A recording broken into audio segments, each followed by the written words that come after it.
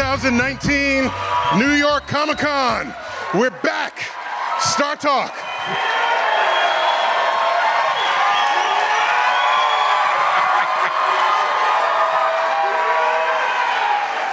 All right, we're gonna do some Comic Con stuff tonight. I promise you. This theme for this evening is the science of pop fiction. And we have two scientists, myself included, and from the Startalk stable of experts, we have our resident geek-in-chief. I'll introduce him in just a moment. But first, let me get my co-host, Chuck Nice. Chuck, come on out here.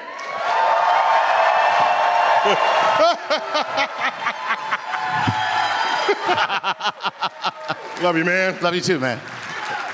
All right, Chuck Nice, go take a seat. And next up, we have a friend and colleague.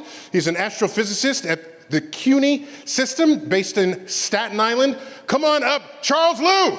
Charles.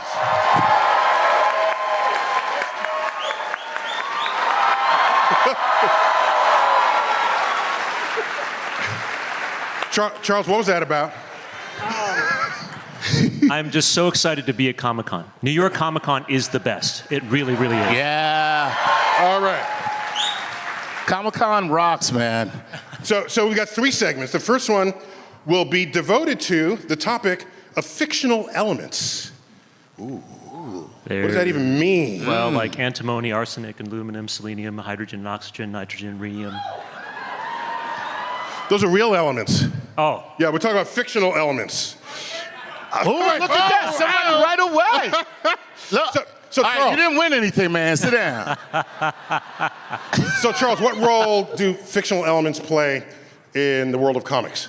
Fundamentally, of course, there are only a certain number of elements. Like, even if you count the ones that we have been able to create in the laboratory, 100, 120, 120 something, right? But we always That means everything in the universe is made of 120 things. Right. Yeah. But we always have to have something that makes someone be able to fly or stretch or run really fast. So it's got to be an element of some kind, right? Really, they're compounds, most likely. They might be alloys, they might be metals, but don't worry, elements are good. But in the comic books, they generally, whatever they are, they're not common, they're rare. Yes. And they have special properties, like you said, that they want. That's Usually, they're strong in some kind of way. Yes. Okay, so one of the early one of these is Thor's hammer. Uru. Uru. Is that how you pronounce that? Uru. I don't. Do you have to say it like you're taking a dump? Is that part of it? I'd rather like to think of it as the Norse, Norwegian, stately, godlike Asgardian.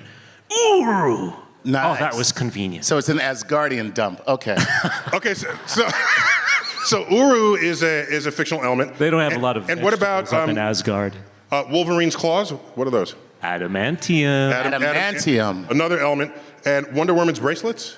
Feminine. Feminine. Feminine. Okay. Wait. That sounds malformed because elements should end in IUM except for aluminum. All the others are IUM. Feminium. That should be feminium. Well, maybe if you're in Britain, right? Because you pronounce aluminum, aluminium. So this is femininium. But I'm with Neil on this one. Look, feminium sounds so much better than what's it called? Feminine. Feminum. Feminum. They're from Paradise Island. What do they care how we pronounce it?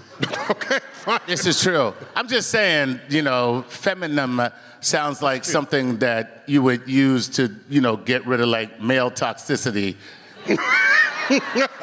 It's just like, ladies, is your man an a-hole?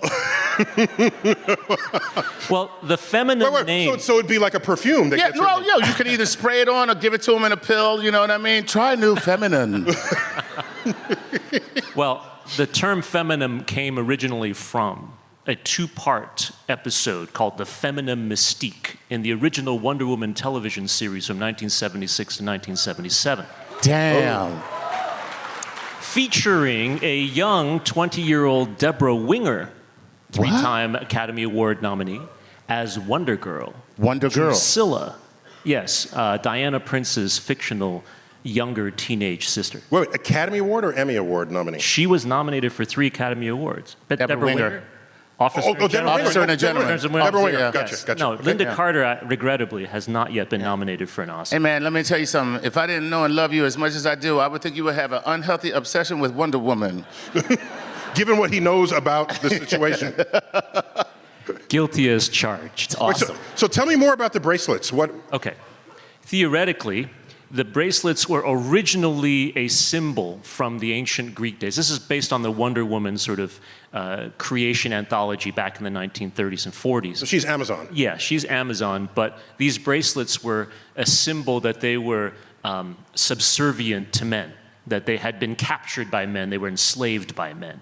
But what happened was when Paradise Island was established and broke free, Aphrodite, the goddess of love, made them indestructible and a symbol of the great abilities and powers of women, specifically those Amazons on Amazon. So turn it Island. back on its head. That's right. Right. And so what happened was that now they are bulletproof and they were able to deflect bullets, and if you're skilled enough, you can block weaponry and so forth. And the pilot of the original Wonder Woman TV series, which I still can't find on reruns anymore. If any of you have a copy, let me know where I can get one.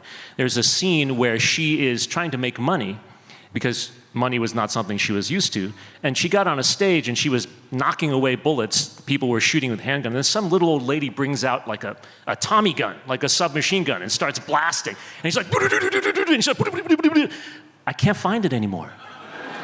Wait, a little old lady is trying to kill Wonder Woman with a Tommy gun? With a submachine gun. Yeah. What the hell? What episode was that? The pilot, the first 2-hour series one. Yeah. And you wonder why they bought it, please. I mean, I would have. Wait.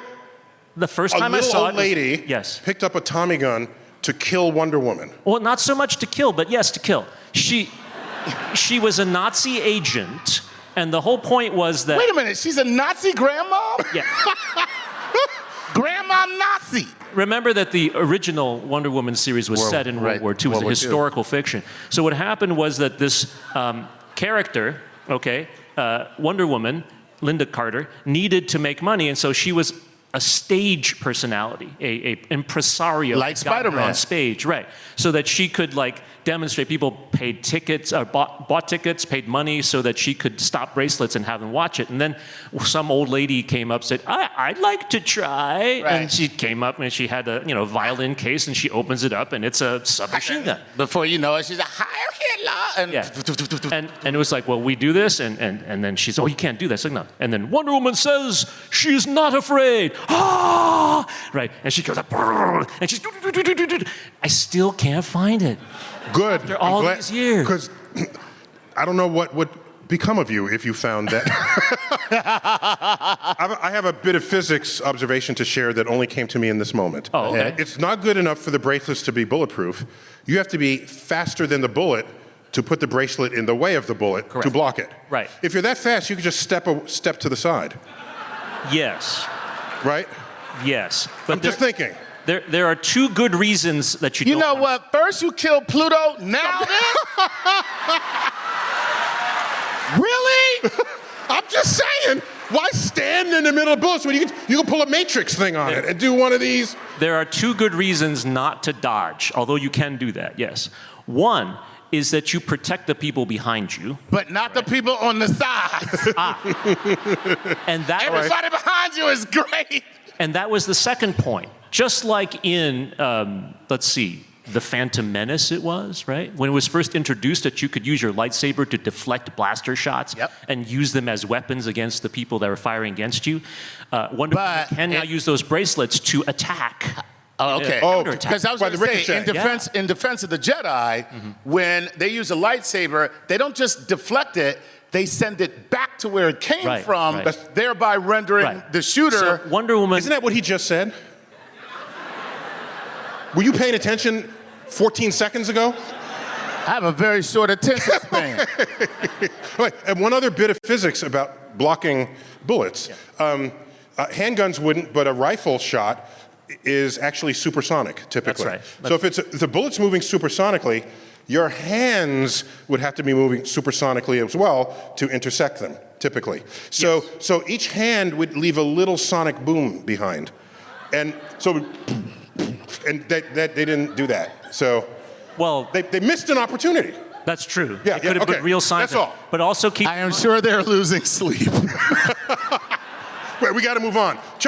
Charles, tell people why metals are generally strong things. Because so many of these fictional elements are metals of some kind. That's true. So what is going on inside the atom and whatever lattice it's in that makes them strong relative to rocks or anything else? Well, that's a complicated question, of course, right? All material No, the question was science, easy. It's the answer you're saying is complicated. That's a good way to put it, right? That was an easy question, Material I think. science makes it very hard, right? Metals are essentially, you think of them as many, many atoms that together work together to form like one atomic-like structure. That's why, for example, they conduct electricity really well, and they do those kinds of things in general. But within metals, there's a lot of variation, right? And that's why alloys are very important. So for example, copper and tin are both very soft. If you actually had a tin foil, right? We use aluminum these days, but copper and tin are very soft. But if you can smelt them together, then you create bronze, which is actually very hard. And so the whole concept of the Bronze Age, right, where for more than a millennium of human history, the fates of entire civilizations and cultures were determined by whether or not you could get tin and copper together to make bronze, was all about whether or not you knew metallurgy well enough. And the Hittites were very important also in smelting iron. Metallurgy? Yeah, metallurgy. Metallurgy. Metallurgy, okay. Oh, I see where we're going with this. Okay, I'm just trying to, I didn't know what you said, so I had to like translate it. Yeah, I thought it was metallurgy. Or metallurgy. Metallurgy? Metallurgy? Like I said, Yeah. metallurgy. Okay. I stand corrected. Okay. Metallica.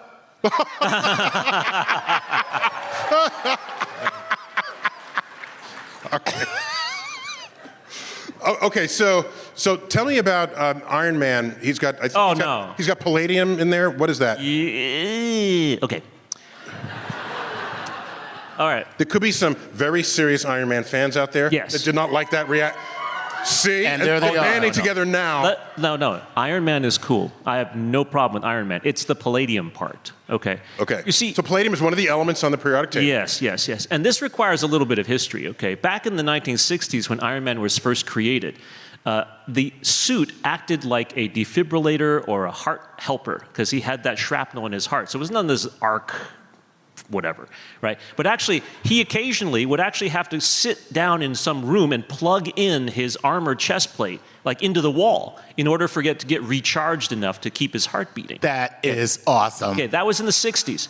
In the 80s, Marvel Universe, this is based on the Marvel Handbook of the 1980s, officially his armor was solar powered. He actually had perfected an industrial strategy where you could put like little mini microbe-sized solar panel chips into the armor, which allowed him to charge from the sun and allowed him to have the superpower that way. That's brilliant. Yeah, it was really cool, right? But now there's palladium, and the reason that came about was in 1989, two scientists in America claimed, based on their experiments, that they had developed cold fusion through palladium. You remember this, Neil? I remember, and the stock price went through the roof. Right. Palladium futures went crazy, but what happened was they were trying to do these, what we now call... Oh, wait, just a quick. So cold fusion, normal fusion takes millions of degrees to slam nuclei together, which are positively charged. You want to overcome their electrical repulsion because positive rejects positive. Right. The opposites attract positive, the sames repel. So if you can do this on a tabletop without requiring 1,000,000 degrees, then you can produce energy by not having anything start out to be hot at all. So the claim was palladium was one of these ingredients. That's right. Hans Bethe in the 1930s, who won the Nobel Prize for this, figured out that you could do nuclear fusion when you got so hot, not because it was so hot that it could overcome the electromagnetic pulsing, but you could create the environment for something called a quantum tunneling reaction that would allow two protons to come together and become a deuterium nucleus. Now, what happened was that these I think Buckaroo Banzai, he tunnels through the mountain, doesn't he, in his car? Yeah. Do we agree on that? Yes. Okay. Yes, absolutely. Yeah. But what happened was that the palladium folks thought that they could create this quantum tunneling effect in palladium at room temperature, or close to room temperature, instead of having to go to millions of degrees. And so they thought they did it, Sort of palladium-107 becomes palladium-103 plus a helium-4 plus a little bit of extra energy or something. For the next 5 years, huge amounts of time and energy and money were invested in trying to reproduce that experiment, and it never worked. So finally, by the mid-90s, people decided that this really wasn't mainstream. This was just an unfortunate or an accident or something that they did. Did anyone ever look into how much palladium these two dudes owned? I do not know. But the answer is there are still plenty of people in the world today who think that there might still be something to that cold fusion thing. Nowadays, we call that low energy fusion reactions or something, LEFR research. And so that's why palladium still holds a little bit of interest in the sort of fictional world of trying to create power or something from nothing. So let's go straight to particle accelerators. If you're going to make an element that you don't happen to have handy, so what do? We take an atom and we bombard it with lots and lots of neutrons. Okay, and in the proper circumstance, one of those neutrons will stick, or a few of them will stick, and then you create an environment where the new element is born, because neutrons will transform into protons through specific processes having to do with the weak nuclear force. All right. So basically, in principle, we can make any element we want. So the whole dream of alchemy is real today. It is absolutely real. It's just not economical. Yeah. Right. We could make gold out of lead, but it's cheaper to just go buy it at the corner gold shop. Correct. And and I will mention that to this day, astronomers, we think that the best manufacturing of elements comes from stars. When, for example, a star goes supernova, the elements surrounding it are bombarded with so many neutrons, sometimes thousands of neutrons per second, that there are possibly quantum tunneling reactions that can happen that will create elements with atomic numbers in the 150s, even in the 200s, only they don't stay around in our universe for very long. They decay almost immediately. So let's go on to Thor's hammer. Uru. Okay. Again, he's still constipated. Yes, without a doubt. The hammer. So I just want to say that when I saw the Thor movie, the one that has Natalie Portman playing an astrophysicist. You say that like you're angry about it. No, I'm just letting people know that my profession shows up in movies. I'm just saying. Right on. Really? In fact, there was an astrophysicist in Top Gun. Kelly McGillis. Kelly McGillis was an astrophysicist? I don't know why. Because she was an expert in the F-14 planes, and none of us are. But she was an astrophysicist. I'm just saying. Well, you know, listen. Danger zone. Nicolas Cage was an astrophysicist in the movie Knowing.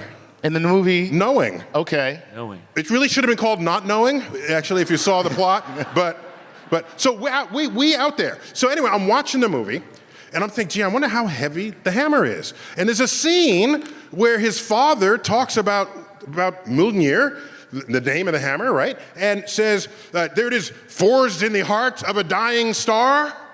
And I said, I got this.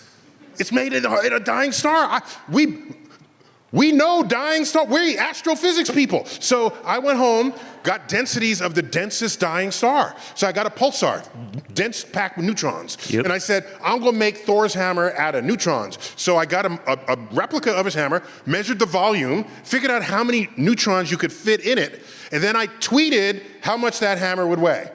And I said, if Thor's hammer is made of neutron star material as implied by legend, it would weigh the equivalent of a herd of 300 million elephants. Yeah. And that's all. But that's all. No, if you take the hammer like that and you dropped it, it would fall through the earth as if it were not there. Cut all the way through the center of the earth, come out the other side, and then come back and oscillate back and forth, ripping out the interior guts of the earth as we rotated. It would not be cool. So then, you must know that what I'm about to say is true. Wherever you think you are in the geek spectrum, if you think you are at the top, there is someone at Comic-Con who knows more about it than you do. Okay? No matter who you are, it is like a semi-infinite continuum of expertise. And that's why I love Comic-Con. Within what a great 36 place. hours. Yeah. Yes. It's just a terrific place. Within 36 hours, somebody tweeted back. Oh. Okay? Dr. Tyson, you are wrong about Thor's hammer. It's 356 billion elephants. No, I was apparently really wrong. Really wrong? Yes. So apparently they cited a Marvel Comics trading card from the 1990s that said, Mjolnir is made out of fictional material Uru, and it weighs exactly 6.2 pounds.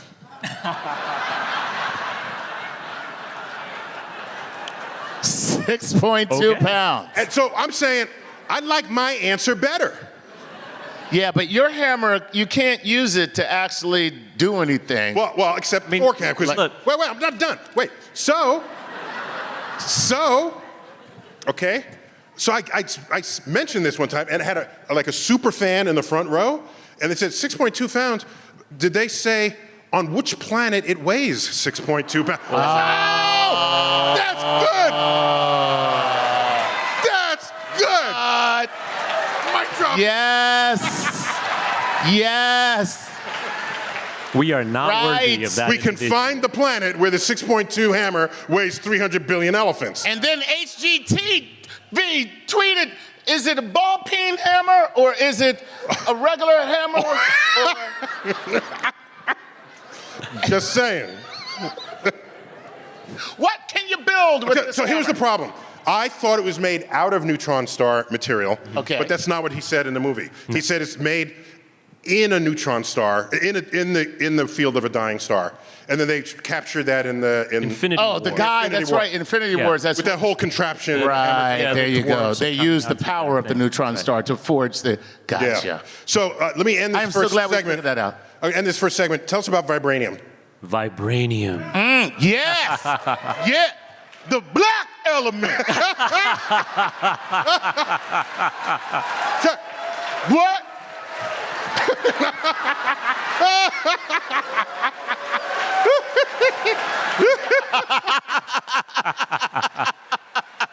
Vibranium was introduced in Fantastic Four number 52, which came out in Why do you 1965. know this stuff? How do you know? Easy, he's making it up. No, this is the wrong audience to make that stuff That up. is so true. Okay? Yeah, All right. you are right. It's a thing.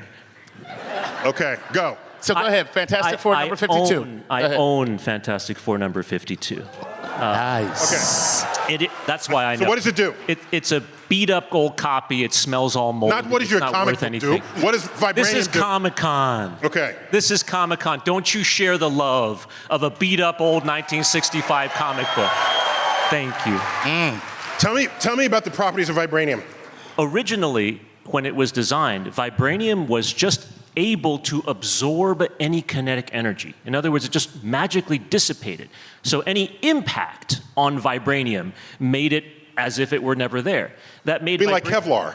Yes, but better. Okay. I mean, so 'Cause it's good. vibranium. Right. Yeah. And in fact, the Super Society of Wakanda, which again was introduced at this time in 1965. I mean, Stan Lee and Jack Kirby were so ahead of their time, right? This super society in the middle of Africa. But at that time, the Black Panther was not spiritual in the sense that he is now, that he has like the powers of the ancestors and so forth. He was just so well trained and so smart that he was a superhero, and he had great technology, and he was really talented in that way. But he had problems with this guy named Irving Klaw, who had killed his father in a much more elegant way than it was done in the movies. Although it was okay in the movies too, I guess. Am I right that the movie Black Panther had 2 hobbits in it? Hobbits? Yeah. You mean from Middle Earth? Yeah. I think I'm right there. I missed them. Yes. Yeah. Okay, now you can't just go. You can't be dropping hobbits in the middle of Black Panther and then just try to go on with the show. How the hell are there hobbits in Black Panther? Well, it's the actors who played hobbits. Oh. Oh, okay, that's Never cool. mind. That's different. Yes. That's Yes. different. Okay. Anyway, What about second breakfast? Okay. Second breakfast. they're taking the hobbits to Isengard. Tell me about vibranium. So vibranium later on was actually mixed into Captain America's shield from the 1980s. So it was a mixture, an alloy of vibranium and adamantium, which made it even stronger than pure adamantium, which is what Wolverine's claws are made of, and Ultron's body, etc., as you well know. So modern vibranium, as done in the Marvel Cinematic Universe, right at the very beginning, it's claimed as the world's hardest metal, right? The world's strongest metal. It turns out that the strength of it is completely secondary to this amazing ability for it to absorb kinetic energy. Right. That's what made it special. So vibranium is cool, but it was not because it's hard, but because it's literally soft power. The ability to take whatever it gets and be able to spread it out and produce this both marvelous technology and also incredible weapons of war. Wait. If that ain't a black man, I don't know what is. Right. So it doesn't just only absorb it, it keeps the energy and you can do things with that energy later. Correct. Oh, so it's an As evidenced in the movie. energy storage device. Yes. Okay. Very cool. Is there anything on Earth that we know of that actually can mimic that in some way? In any way. The storage battery. Yes, that can take... That's all we got. We're very primitive. That can take kinetic energy, turn it into potential energy, and then put it back out. Yeah. A rubber ball. Right? You know what, man? You ain't have to be an a-hole about it. You know, I'm just saying. I'm going to end the first segment on the a-hole comment. You are participating in Startalk Live New York Comic Con.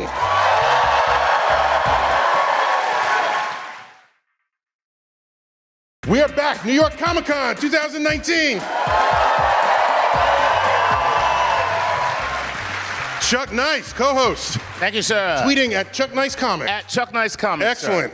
Charles Liu. Hello. Do you tweet? At Chuck Liu, CHUCKLIU. Oh, Chuck. So you're both Chucks? Both Yeah, Chucks. but he's the real Chuck. No. We're both Chucks. Yes. Yes. We're like two Chucks. Okay. That's how many I Chucks. knew somebody was going to do it in a second, you know. But this is how many Chucks it takes to chuck that wood, sir.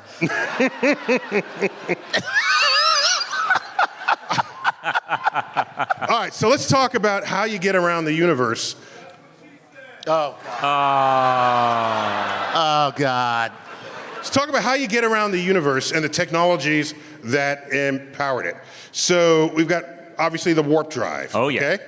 And so just to put some reference frame here, if in Star Trek they did not have warp drives and they were constrained to just the speeds that we currently achieve with our fastest rockets, these are the ones that don't even have people on them, right? The fastest rockets, it would take them 100,000 years to get from our solar system to the nearest star system. About 100,000 years, which greatly exceeds the life expectancy of human physiology. Unless you travel at almost the speed of light, in which case everyone else would die, but you'd be just fine. So that's enough time. So Stardate. So what is warp speed? 4372. Everyone on Earth is dead. Picard will never die. Picard will live forever. How is it that in the series, he's 50 years old, but had the body of a 25-year-old, speaks with a British accent, but had a French name? What's that? What is that? That is the beauty of Jean-Luc, baby. No, today we would call that cultural appropriation. No. If you do it respectfully and if everybody is together in peace and harmony like they are in the 24th century, I don't consider that appropriation. Okay. That's a cultural you wait till the harmony. 24th century, we'll find out. Right, yeah.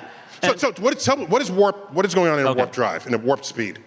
Most of you in there probably know better than we do, but basically, the dilithium crystals create a reaction through the warp-ness cells which creates a warp bubble, which allows the object within the bubble to travel through what's called subspace, which is a sort of a higher dimensional construct that our space-time lives in, allowing us to travel from one point in our space to another point in our space faster than light would be able to travel that same speed. But you're not really traveling faster than light. You're within this little warp shell. That's the authenticity, of the science of Star Trek. Right. Yes. The only problem is, of course, then you have to be able to communicate in subspace. Subspace communications, presumably if you're sending a radio signal, that's traveling at the speed of light, and if you're traveling faster than the speed of light, you get there before Uhura tells you there are Klingons on the starboard bow. That doesn't work so well, so they had to create this subspace communication thing too. That would get there faster than they would during warp speed. Right, so there's otherwise you beat the signal, and what good is that? Exactly. So that's not talked about very much, but it's a big No, it's not. Star Trek. Okay, so how would you contrast Star Trek faster than light travel to Star Wars faster than light travel? Yeah, I'm making you do that. Number one. Okay. Star Wars travel. One is number one. The other is number two. Maybe number 7. The situation with Star Wars travel, right? The overall Star Wars light speed jumps and so forth. Unfortunately, there's a lot of inconsistency in how Star Wars moves from place to place. You think? Star Trek purposefully made this warp bubble thing to make things as causally reasonable as possible. For Star Wars, I think they just punted. It's really hard to imagine a way where you can, for example, fire a planet killer, for example, in one solar system, send it all the way to another solar system instantaneously, pass a third solar system as you're watching it go by in the sky, and then destroy 5 planets in a 4th solar system, right? It's just, I mean, how are you getting there that fast? People complain when I talk about movies that way. Oh, yeah. I mean, I'm sorry. And look, we are not even going to talk about the Kessel Run. Okay. Don't get me started. Not even, hold me back. Not even going to talk about the Kessel Run. They make a mistake calling time a distance, and then they double down on it in sequels? Well, okay. Did the Kessel Run in 30 how many parsecs? 12 parsecs? 11. It's oh my God, we really are at Comic-Con. 11 point something. It's under 12, so it's 11 points. Under 12, yeah, yes. you did it in under 12 parsecs. Under 12 Under 12 parsecs, which is a unit of distance. Yes. I'm angry. Let's skip this. Okay. No, I'm not even going there. No. Here, I'm old enough, because I'm older than both y'all, to remember seeing Star Wars in first run, episode 1, which became episode 4. Yes. When he jumped to light speed, that was freaking awesome. Yeah. No one had done that before. And you had the blur of the stars like, whoa. And then when the first Star Trek movie came out, then they just copied that. Because they didn't do that in the series. That's right. Okay. Well, they did better than that. They wound up with the wormhole effect. Yeah, they thought it up a bit. But just a visual effect, so I give him that. That was a very good You know the only other scientific fact I'm going to give Star Wars? What? Luke sees the double sunset. Ah. Because we know astrophysically that more than half the stars you see in the night sky contain at least 2 stars in orbit around each other. Binary star system? Some are triple star systems, some are even more. Mm-hmm. And that was never portrayed in fiction. But you know the problem with Tatooine's double star system? If you take the geometry of the sunset and where those stars were, the temperature that they obviously do Tatooine and so forth, and you watch the planetary orbit, that orbit would have been unstable. Yeah. Tatooine would have so been you have to be very far. You know what? I'm going to tell you something. It's so funny. When I was watching that scene, I felt the same way. No, Charles. I was like, there's no way that's a sustainable gravity. No way. It's not. No, but Charles, I thought about that, and I thought that they look close enough in the sky so that that planet's orbit would be sufficiently far that it wouldn't go into a chaotic spiral out of control. I'm going to tell you right now, if George Lucas were here, he would kick you both in the testes. But it was beautiful. And in fact, there was an astrophysical journal article written around 2005 or so called Two Suns in the Sky. And that was an early attempt to do a census of stars and exoplanets that had double star systems. To have a double sunset. That was actually a very, very good paper. Right. Yeah. Ooh, double star system. What about the what? Oh, triple stars. Quadruple stars. Yeah, they exist. There are plenty. You just have to be orbiting really far away. Otherwise, as you orbit, your gravitational allegiance continually changes depending on which star you're closest to at any given point. And that can wreak havoc not only on the stability of the climate on the planet you're on, but also on its very orbit. And when an orbit goes unstable, it'll either fall into one of the stars or get ejected from the solar system entirely. And in fact, facts. If you do simulations of the formation of solar systems, you can give a solar system like 40 planets, and it'll settle out over time, kicking planets out, eating other planets down to some stable set of planets. We think our solar system, with its 8 planets, might have had, don't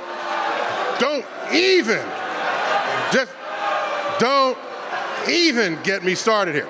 So all I'm saying is it may be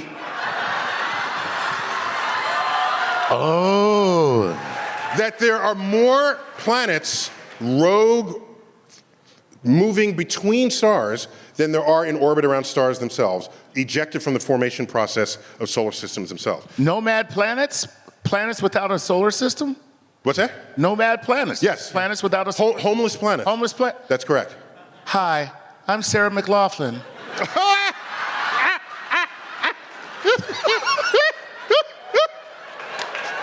You know where the rest of the bit goes. We don't have time for it, but... Well, our astronomical technology has gotten to the point one last thing about those planets. Oh, wait. No, where we can actually see these interlopers coming through the solar system. You may have seen in the news that a second such asteroid-like product, an interstellar object, they're calling them, ISOs, coming through the solar system at a weird angle, and we can watch them go by, sometimes even just for a few days, but they certainly exist. And so I expect to see many, many more of those as the years go by and our technology improves. And another interesting thing, they could actually possibly have life, because we know on Earth still has retained heat from its formation, and there are life forms thriving on geochemical energy at the bottom of the ocean where they've never seen sunlight. So if you have a rogue planet, there could be an entire biosphere beneath the surface that cares not a whit that it isn't orbiting a star. Yo, that's dope. That's dope. That is dope. Charles, at our next conference, we have to say, that's dope, right after a fancy talk about that. We're going to end that segment and go into our third segment. Give it up, New York Comic Con.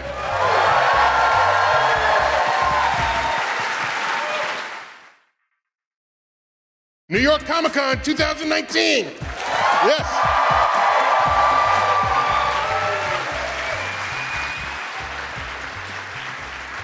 All right. We got to go there, Charles. Okay. No. This whole segment. Anywhere but there. Yeah, it's. No. We have to explore whatever science we can find in Star Wars. Oh. Okay. So how about? But let's give it a scientific grounding. Let's talk about the planets that they find them on. So there'd be exoplanets we're looking for, as well as aliens that they encounter. Like the famous bar scenes. Exactly. So what's your judgment of how well they did the aliens in that? Aside from the fact that almost all of them have 2 arms, 1 head, and 2 legs, and 1 torso, they did a pretty good job. They're actors that have to get a paycheck. Yeah. I mean, it's just really hard to do otherwise. Although, with digital technology now, what's-his-face? Jabba the Hutt has a tail, right? Things like that. So, yeah, they're doing better and better. I think more and more people are recognizing that alien life forms are not limited by the imagination that we human beings have. The panoply of life that could exist goes far beyond our own imaginations to be able to imagine them. Yeah. Well, I would make a stronger statement than that.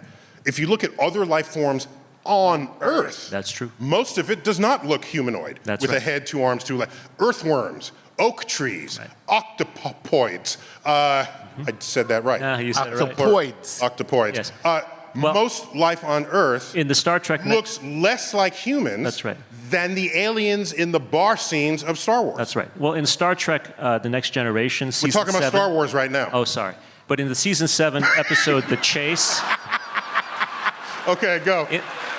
In the season 7 episode, The Chase, they sort of tried to explain why maybe every humanoid species looks humanoid, right? There's a species that predated all of us that seeded everything. Yeah. Right. So that could have happened. So they're self-aware of how unimaginative their aliens were. Right. And they backed into an explanation for it. That's right. In ways that no one would have ever thought to do for Star Wars. But, you know, for Star Trek, the Andorians were very clever. Well, I'm sorry, we're talking about Star Wars, aren't we? Okay. So, tell me about the exoplanets that they land on. Why is it that no one ever needs a spacesuit when they land on a planet? I think it's because they're so capable of going at their purported light speed thing to anywhere in the galaxy at any arbitrary speed that they can just find enough planets that everyone lives perfectly and they don't have to have spacesuits. They don't need to go to the ones that they need spacesuits for, right? Why would you? Yeah, there's no point, right? Yeah, it's like... So you can pick and choose, is what you're saying. Right. Well, here's something that I thought was true and I later learned wasn't. Oh. That you can find a planet that has nitrogen, oxygen atmosphere, so you don't need a thing. And you realize, no, it's not that planets have this random combinations of gases and you find the one that you could survive on. We have oxygen in this atmosphere because we have life. Yeah. So if you find a place with oxygen, given our current understanding of things, it probably has other life there as well. That's right. So that's a great point. That's actually a really good point. Right. You're not looking for planets at random in that regard, because oxygen is chemically unstable. So if you have stable oxygen, it means it's constantly being regenerated. The stuff that pulls out, others get added to it. Great point. Yeah. So can you muster any other thing about Star Wars science? Well, X-wings, they can't fly. They just can't. Wow. TIE fighters, they can't fly either. Wait. Plus, if TIE fighters are moving in the vacuum, why do they need wings at all? Well, that's the point. Because they look wings are cool. completely useless in the vacuum of space. Yeah, but I think that what we're seeing in that environment is that the propulsion systems in Star Wars have somehow tapped into something that's not in our galaxy or universe, maybe a force of some kind that we don't really understand, that might allow things that otherwise could not fly to fly. But what force that could be, I just don't know. I don't know. It's I don't want to force that explanation too much. You don't want to be too forceful about that. So a couple other things. If you're moving through the vacuum, your ship will not bank a turn. Right. That's not how you turn in a vacuum. Right. I'm not even commenting on all the sounds and explosions in space. Yeah. That was good. That was good. I'll bet you do Wookiee really well too.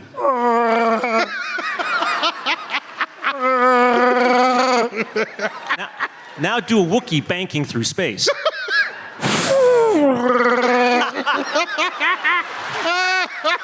Let's give it up for this guy. That was awesome. Awesome. So Charles, what I think happened there is, with the aliens, is that anything that sort of looks a little different from human that's not from Earth, it counted as alien for so many decades in people's imaginations in science fiction. Give it a third eyeball, or give it an antennae, or make it green. Or look like a gorilla. Just put some other feature on it where it's intelligent, but clearly not human, and that's satisfied people's need for how different an alien might look. The otherness of what was on the screen was what mattered, not so much. Or sometimes it's the familiarity of what's on screen. I mean, when you look at the abominable snowman that, tied Luke up in the snow cave, that's just an abominable snowman. That's not like, an alien. We all, seriously, it belonged on the island of misfit toys with a dentist. With Rudolph, yeah. Right. That's a really good point. The idea that aliens in movies have to be different, but not so different as to be unrelatable to us. That's a great point. Right? If on the ice planet Hoth, Luke Skywalker were dangled by some amoeboid-like thing, I guess we wouldn't feel so scared of it, right? Wait. So I agree with you, but I don't agree with you. So, in other words, that means you don't agree with neutral. No, what it means is, you are right. The alien has to have something you can relate to, otherwise you can't relate to it. Like E.T., all right? E.T. even spoke a little English, okay? Right. Ouch. Both of y'all scare me sometimes. Did I tell you that E.T. is actually a vegetable? Did you know this? Because my God. it can turn plants. Yeah, well, so that accounts for why it has such a good relationship with plants. Because it touches a plant and the plant grows. Now, someone said, what? Can I tell you how I know this? Please. Okay. Okay. Steven Spielberg visited my office. And we talked about E.T. And I said, look, the thing it's got 2 arms, 2 legs, fingers, a head, eyes, nose, mouth. It's human. And he said, well, actually, he conceived it to be a vegetable. Wow. That is Steven Spielberg communicating directly to me. I don't know if First-hand knowledge. For what? First-hand knowledge, not hearsay. Can't get more firsthand than that. That's right. So. But wait, would that mean it'd be moral to eat E.T.? No. So would a vegetarian eat E.T.? Yeah. That's the question. Yeah, well, he's sentient. Well, I'm going to tell you this. Many years ago, there was a comedian named Paul Mooney. I remember, yeah. And he used to do a joke. He was like, E.T., he better be glad he didn't show up in the ghetto. They would have put him in a pot of greens and ate his ass.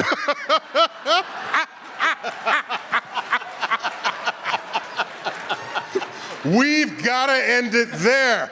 Join me in thanking Charles Liu, our resident geek in chief, Chuck Nice. I've been your host, Neil deGrasse Tyson, your personal astrophysicist, and as always, I bid you to. Let's try this again. And as always, I bid you to. Thank you, all 14 of you who knew that. Thank you. If I may take liberties, may I read a letter to you? If I may. Thank you.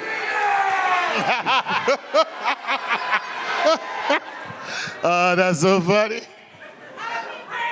Oh, thank you. You remembered. Yeah. I'm born October 5th. Happy birthday No, stop! No. To you. Happy birthday to you. Happy birthday, Neil deGrasse Tyson.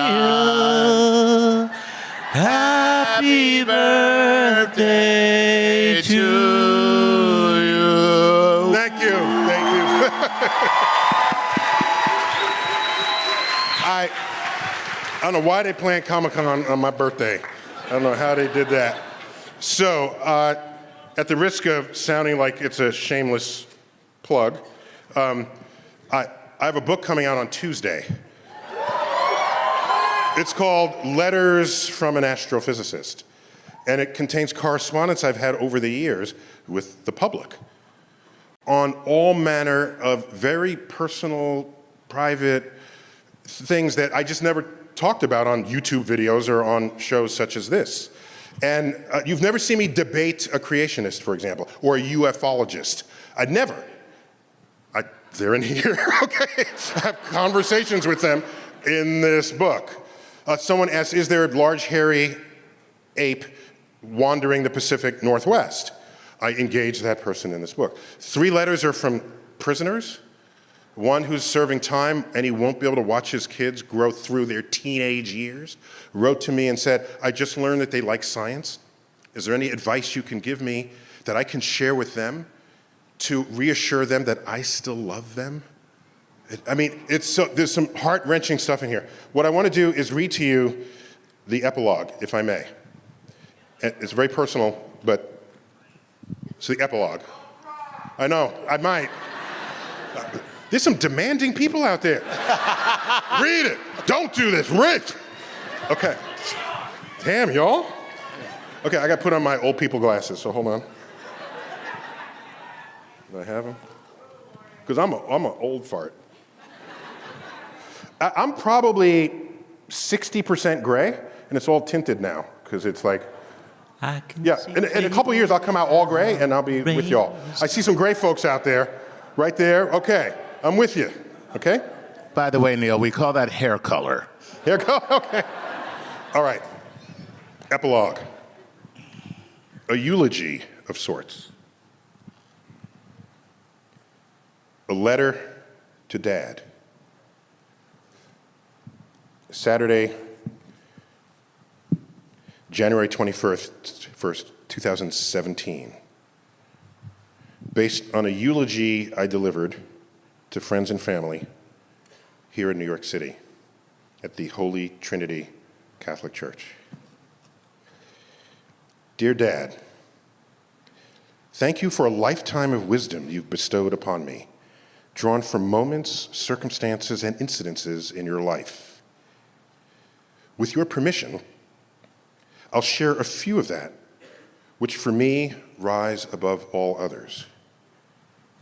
I've never forgotten the story of your high school gym teacher who highlighted your body type as one that would not make a good runner in the track and field unit of class. Your reaction?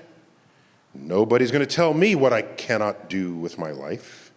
You immediately took up running. You also ran in Hitler's Berlin Stadium for the 1946 GI Olympics. The post-war world was not ready for a traditional Olympics. So this special event contested soldier athletes of the various theaters of conflict around the world. And by college, you became world class in middle distance races, at one time capturing the 5th fastest time in the world for the 600-yard run. Drawing upon that example for inspiration, I have overcome the most negative societal forces on my life's ambitions.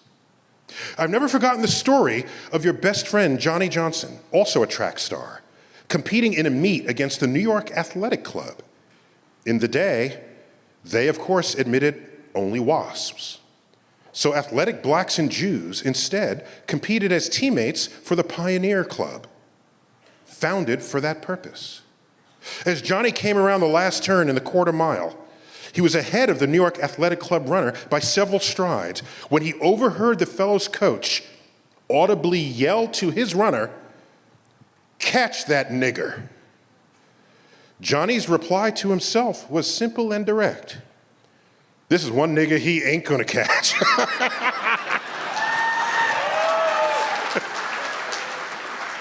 And lengthened his lead to the finish line. What today might be called microaggressions, back then were parlayed into forces of inspiration to excel. From that example, I've used such occasions in my life to excel beyond even the expectations I held for myself. You told of immigrant grandma's work as its seamstress. Grandpa's work as a night watchman for the food service company Horn and Hardart.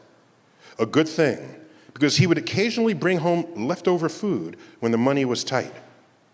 Your stories of strife were never hate-filled, never bitter. Instead, they were hope-filled and inspirational, conveyed with tentative confidence that the arc of social justice will continue to bend towards righteousness. I carry that vision for society's future into every day of my life. You studied hard in school and took your interest in social justice all the way to your appointment as Mayor Lindsay's commissioner of New York City's Human Resources Administration. Journalists don't write articles about news that does not happen. But the programs you enabled in the inner city, empowering the youths during the powder keg years of the late 1960s, ensured that any unrest or disturbance would be mild. Sure enough, New York was calm compared with what went down in Watts, Newark, Detroit, Cincinnati, Milwaukee, and especially in Chicago, Washington, D.C., and Baltimore, for which federal troops were called in to quell the violence. You worked behind the scenes on this, with your only reward the quiet knowledge that the nation's largest city did not burn during the most turbulent years of the most turbulent decade in American history since the Civil War. Striving to do what is right without regard to who takes notice should be a model for us all. Your stories and perspectives about navigating people, politics, funding streams, and the legacies of institutions deeply informed my successful efforts to create from whole cloth a brand new Department of Astrophysics at the American Museum of Natural History. You taught me that in life, it's not good enough to be right. You also must be effective. For that, I now count the formation of that department as one of the highest achievements of my professional career. So, Dad, this thank you is simply public notice of what I have already thanked you for in life. bestowing upon me guiding principles for living my life to the fullest, and along the way, when possible, lessening the suffering of others. I know I will miss you because I already do.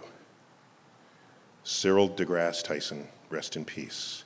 October 1927, December 2016.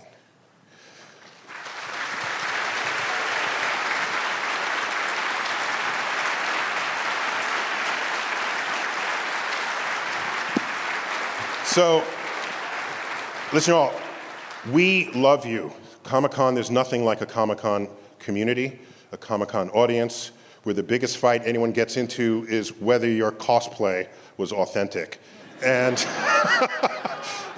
if the world were run by Comic-Con attendees, it would be a peaceful place, and we'd have technology taking us into the future. So, yes, it will be. Who would have ever thought that the geek set, who was pummeled and bullied in school, would become one of the most strongest economic forces of the land, as well as the people who everyone else comes to fix their computer. Okay? So I just want to say the Comic-Con community is a very special community. I don't want any of you to forget that. Surely you won't. Thank you for indulging me in this letter to my father. He was 89, so his death was not tragic, but I miss him, as we miss so many loved ones who have passed. But you can tell, if you speak of a loved one, you bring them back to life. And this is part of what it is to carry wisdom, insights, and love from one generation to the next. Comic-Con, thank you. Have a good night.